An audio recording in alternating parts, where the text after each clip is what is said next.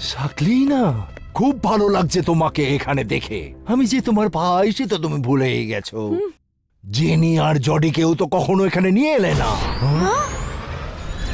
নাও এসে গেছে তোমার জেনি আর জজ। হ্যাঁ? হ্যাঁ?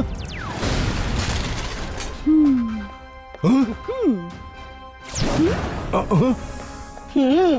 দেখেছো কি দুষ্টু হয়েছে দুজনেই। তাই আমি এদের নিয়ে কোথাও যাই না। অনেকদিন ধরেই ওরা বায়না করছিল শাকাল মামার কাছে নিয়ে চলো, তাই ভাবলাম সবাই মিলে চলেই আসি। আমার খুব খিদে পেয়েছে। খিদে পেয়েছে তাই আমি খাবার নিয়ে হাজির। আজ আমি স্পেশাল রান্না করেছি।